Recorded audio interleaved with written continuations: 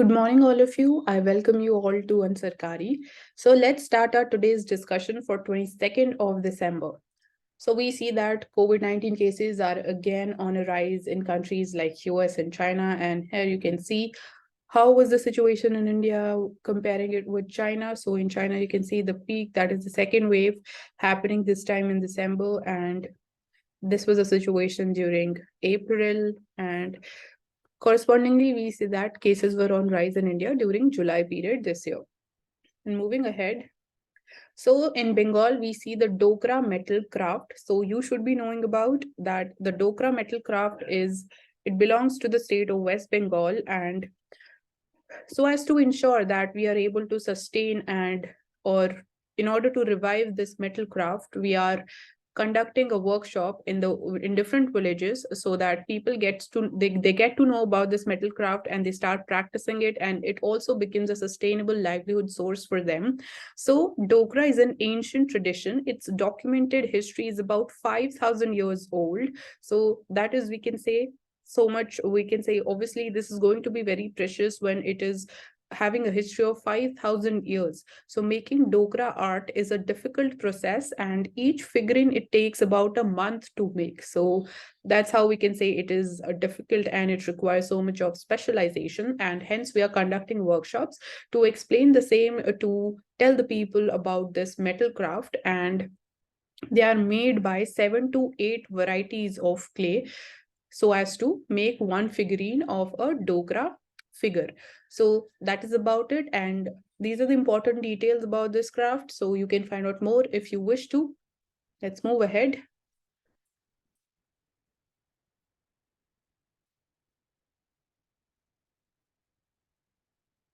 So Palm Leaf Manuscript Museum, it comes up in the state of Kerala, and it will be housing as many as 187 old and rare manuscripts, which were earlier stored at the Central Archives. And the first gallery at this museum, which is the history of writing, is an introduction to the evolution of writing, particularly in the state of Kerala, how it evolved in the state of Kerala, and introduces visitors to the Marayur cave paintings and engravings, and the stamps and the seals used in Harappa through their replicas. So that is, we can say, this is one of the first, we can say, audio visual museum and in the state of Kerala.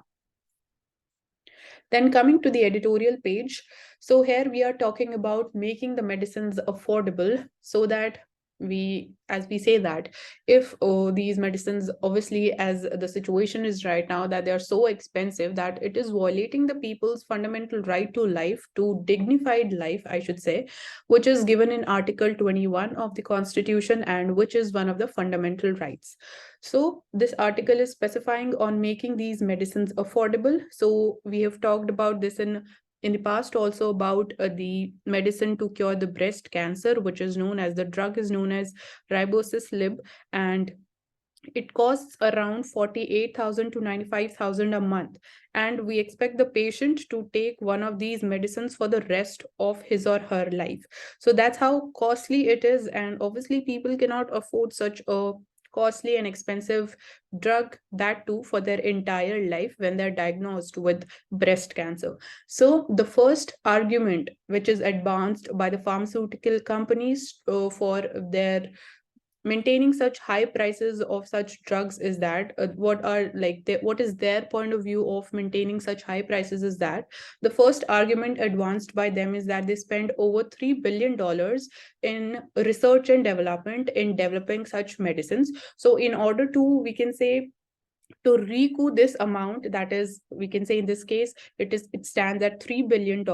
So that's why they charge such huge prices. And the second factor is that allows the companies to sustain their high profit margins is the intellectual property protection. So secondly, these medicines, they are given the intellectual property protection, and that's why they are able to sustain such high margins of profits on these medicines. But it has to be, we can say that the burden, it shifts down to the patients and the customers who don't have any other alternative, and they have to rely on these drugs and medicines. Then The lack of access to these critical medicines has not only pushed the life of patients and their families into deep financial stress, but it has also jeopardized their right to live with dignity, which is a fundamental right guaranteed under Article 21 of the Constitution, which is there in Part 3. So, in this spirit, the court has, in several judgments, it has interpreted the right to health as an extension of the right to life under Article 21. So, this is important. This can be asked in PT. And according to WHO, also, WHO's constitution, enjoyment of the highest attainable standard of health is one of the fundamental rights of every human being. So, again, this has been emphasized by even WHO's constitution. So, that's how we can say costly and expensive medicines leads to the violation of the patient's fundamental rights.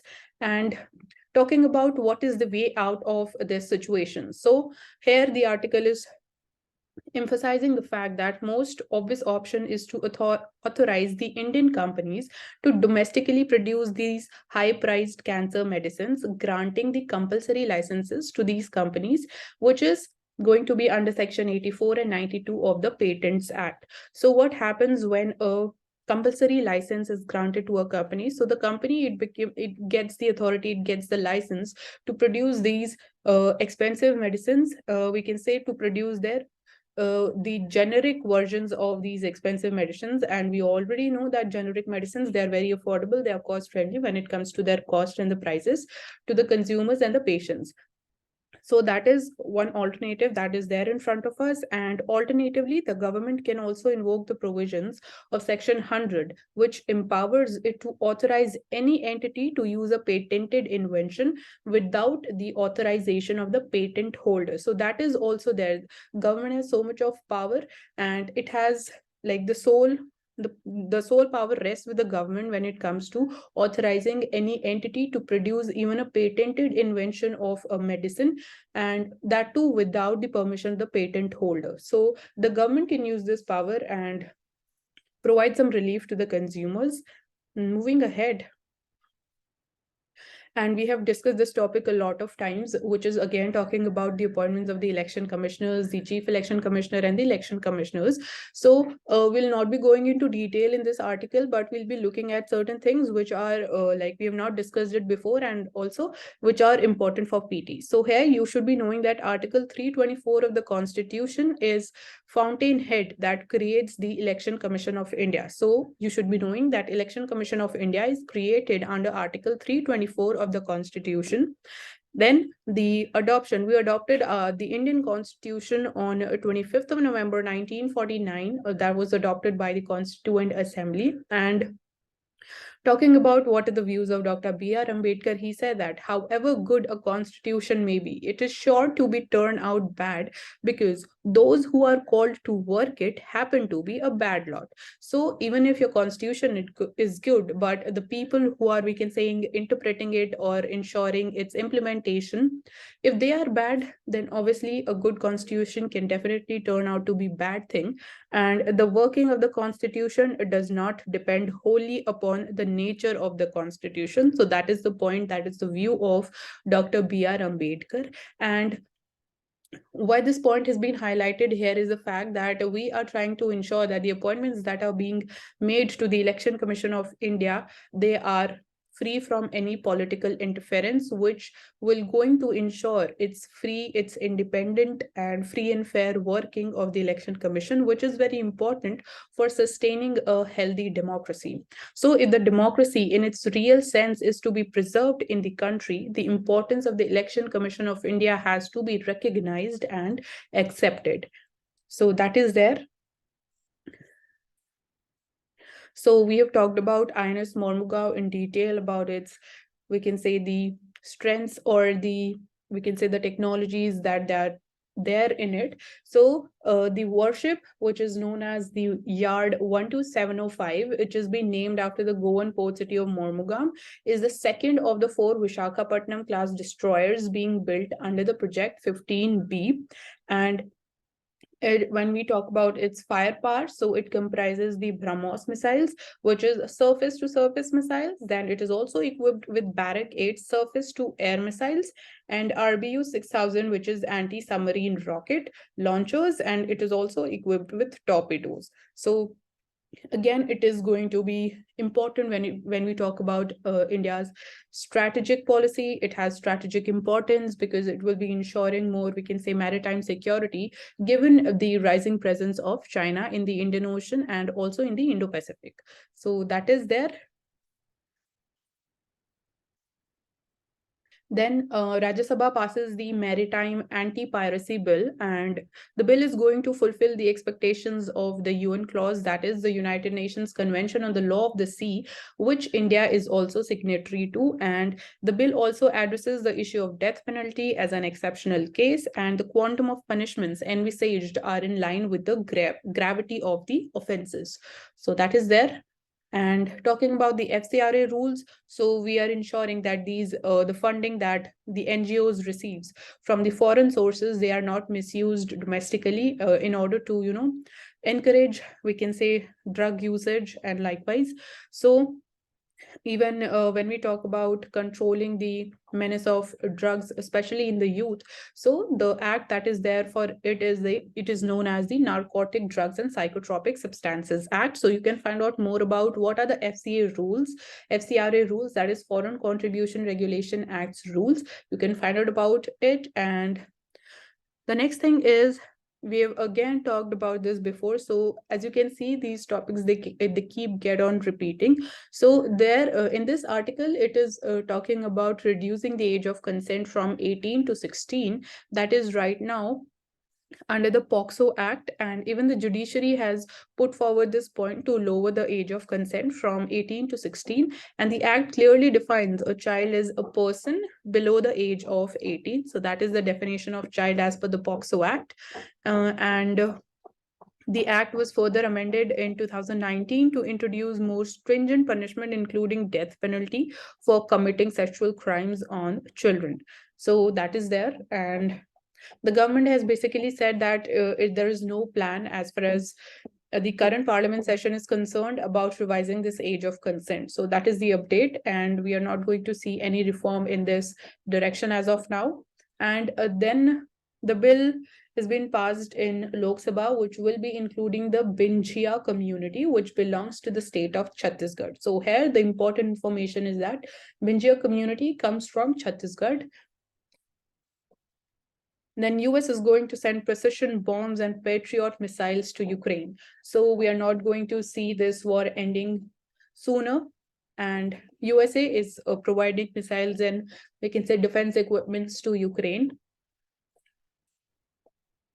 Talking about economy. So here we are talking about, basically this article is talking about the minutes of the recently held Monetary Policy Committee's meeting, which was held recently. So according to the RBI governor, he says that a pause could prove costly, and another member of the Monetary Policy Committee says that his view was, we can say, opposite of what was majority's views was. So he said that since the growth is fragile, so we need to stop this increase in the repo rate, or we need to, stop this. We need to change, or right now, as we know that we are following the contractionary monetary policy, so that is going to be, we can say, a risk factor when we talk about our growth. So economic growth is not robust enough to withstand this excessive monetary tightening, which was held by Verma. And he voted against the 35 basis points repo rate increase at this recently held Monetary Policy Committee's meeting.